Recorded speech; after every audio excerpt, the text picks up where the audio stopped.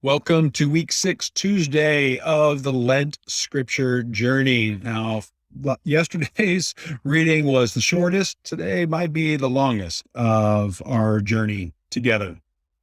44 verses in chapter 11 of John. Now, a man was sick, Lazarus from Bethany, the village of Mary and her sister Martha. Mary was the one who anointed the Lord with perfume and wiped his feet with her hair, and it was her brother Lazarus who was sick. So the sister sent a message to him, "Lord, the one you love is sick." When Jesus heard it, he said, "This sickness will not end in death, but is for the glory of God, so that the Son of God may be glorified through it." Now Jesus loved Martha and her sister and Lazarus. So when he heard that he was sick, he stayed 2 more days in the place where he was. Then after that, he said to his disciples, "Let's go to Judea again." The disciples told him, "Rabbi, just now the Jews tried to stone you, and you're going there again?" Jesus answered, "Aren't there 12 hours in a day? If anyone walks during the day, he doesn't stumble because he sees the light of the world. But if anyone walks during the night, he does stumble because the light is not in him."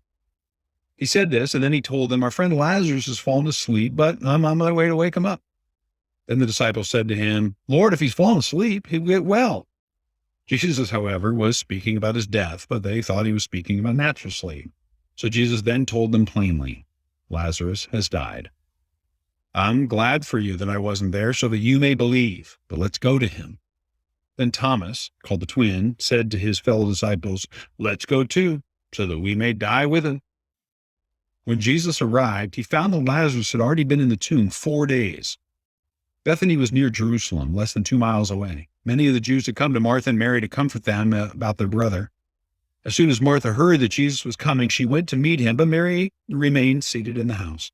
And Martha said to Jesus, "Lord, if you had been here, my brother wouldn't have died. Yet even now I know that whatever you ask from God, God will give you." "Your brother will rise again," Jesus told her. Martha said to him, "I know that he will rise again in the resurrection at the last day." Jesus said to her, "I am the resurrection and the life. The one who believes in me, even if he dies, will live. Everyone who lives and believes in me will never die. You believe this?" She told him, "Yes, Lord. I believe you are the Messiah, the Son of God, who comes into the world." Having said this, she went back and called her sister Mary, saying in private, "The teacher is here and is calling for you."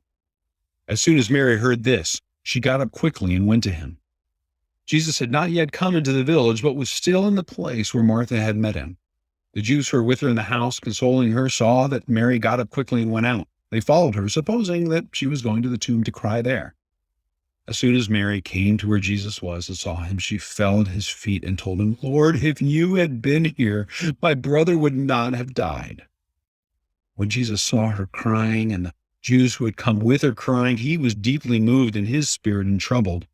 "Where have you put him?" he asked. They told him, "Lord, come and see." And Jesus wept. So the Jews said, "See how he loved him?" But some of them said, "Couldn't he who opened the blind man's eyes have kept this man from dying?"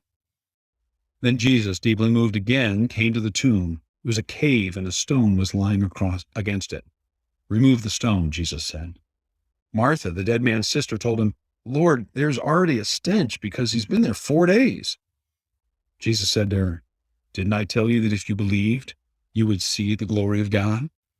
So they removed the stone. Then Jesus raised his eyes and said, "Father, I thank you that you heard me.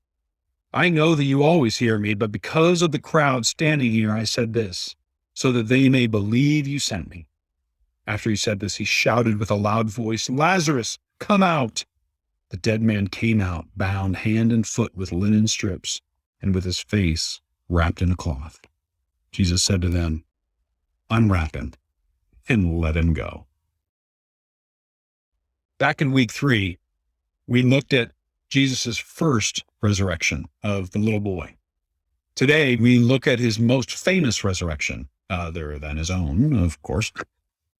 Lazarus, Martha and Mary, friends, people who he knew and loved, and now Lazarus is dead and has been for several days. Jesus heads into Bethany, has a conversation with disappointed and confused Martha, and then another with heartbroken and weeping Mary. With Martha, he answers her questions. With Mary, he weeps with her. Now remember, Jesus knows that Lazarus' visit to the tomb is temporary. He knows he is only minutes away from watching Lazarus walk out of the tomb. And still, he weeps. The lesson is clear. Future healing and resurrection do not dismiss the reality of present questions and heartache. You can place confident hope in the empty tomb and eternity and bring your questions and sorrow to Jesus. We will meet